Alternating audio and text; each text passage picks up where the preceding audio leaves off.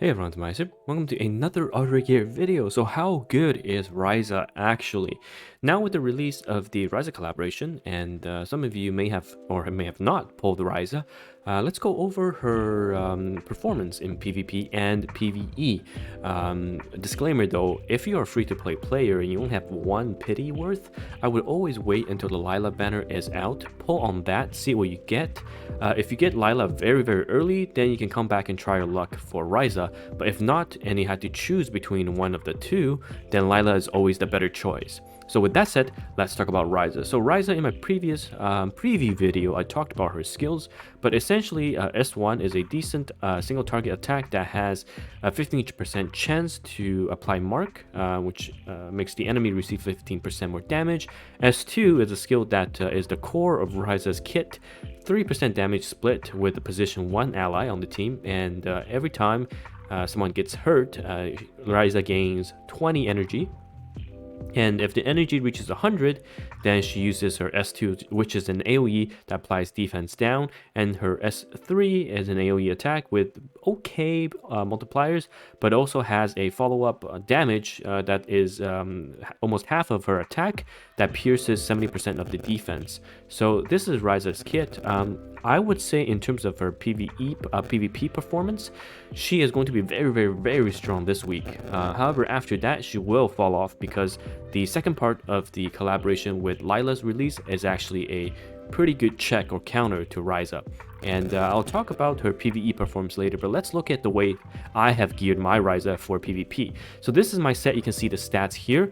Let's just generally talk about the stats. I think my attack is quite high with unique equipment later max for myself. I think I'll reach almost 4,700 if not more. Crit rate, ideally, I want it a bit higher, close to 100%. Crit damage is fine. Defense, I'm very happy with, but the HP is kind of low. So I still have some gears to move around, but after that, I should be hitting 1500. But you have to note, because of the S2, 30% split damage, she effectively has 30% more HP. You can think of it that way. So ideally, I think you want to reach 14 to 15,000 HP, but it's fine because my defense is quite high. So this is what I've built: counter and 2-piece immunity. There are other builds as well. You can do 4-piece reaction and then a 2-piece immunity. Essentially what that means is if you get single targeted and you survive, you'll be essentially pushed to the top and use your S3 to attack. So that's another way to build it.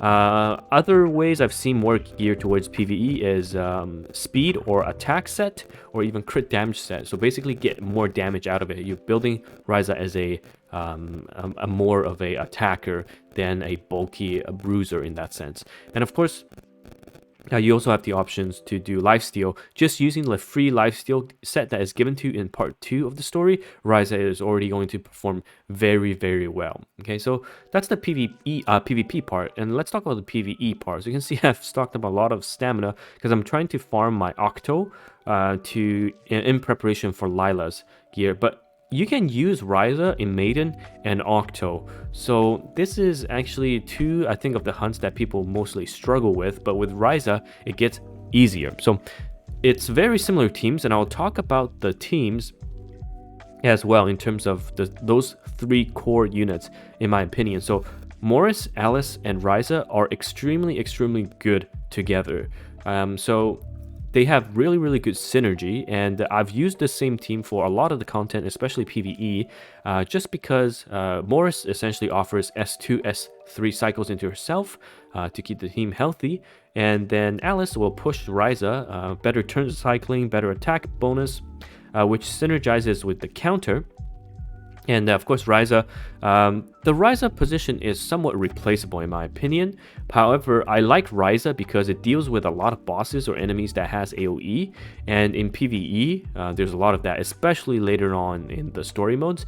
And the unbuffable and the unhealable does come in clutch. As you can see right now, both the heals and the buffs did not go through. So very helpful in that sense. And of course, you can build Ryza bulky as well. So That's what I really like about these three, and what I like to call the golden trio.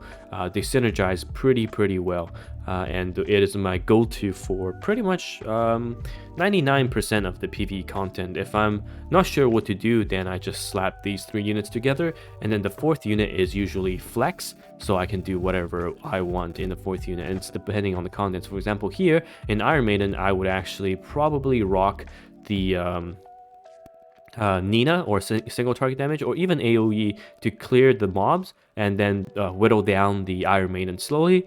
If it was in Octo, I would actually use Winnie, because I just need Winnie to have that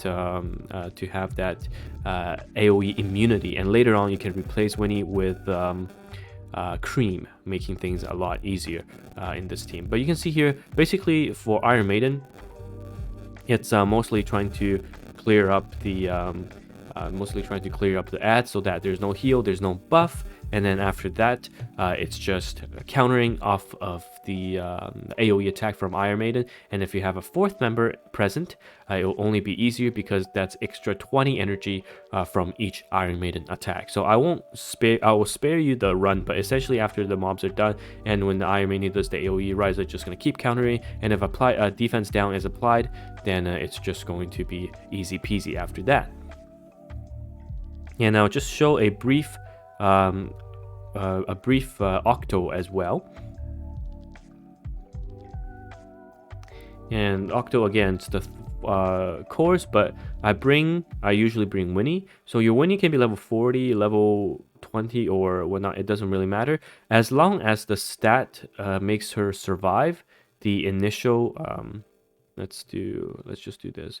As long as the initial stats allows her to survive the Octo attack in the beginning and applies the immunity for the team, then her job is done. She doesn't need to survive. Of course, I don't think it's 100% win rate, but it's pretty close. And if you have lifesteal, it'll of course make things easier.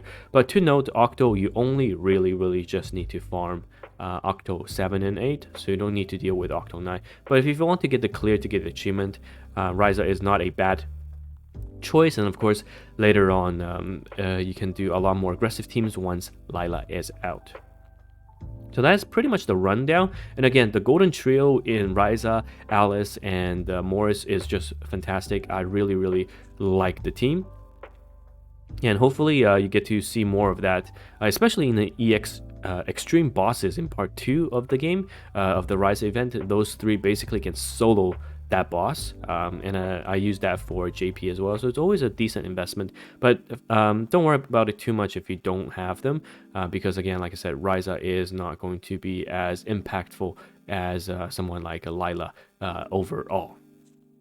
So yeah, that's the quick breakdown of the PvE side of things. Later on, when we get guild bosses, Ryza won't see much play until we get the other elements, because the first one should be red, and you can just use your centaur team for that, for easy clear.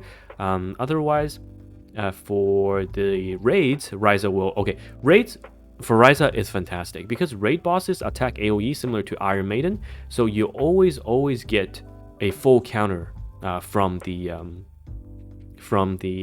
boss attack. So Ryza in raid is top tier.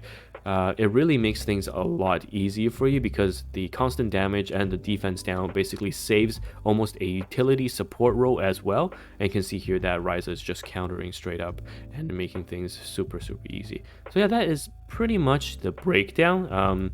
Overall, Ryza, the conclusion is strong right now for this week, absolutely at the top. With the release of Lila, you will see her suffer a tiny bit, just because Lila, once geared, is able to take Ryza down pretty easily. However, don't worry too much. Ryza will be useful for you until the until very long time in PvE modes, either whether it be a raid, whether it be the hunts. So you definitely will see play from Ryza, absolutely. She is going to be very useful, and of course it's only 90 to pity versus the 200 that you usually get.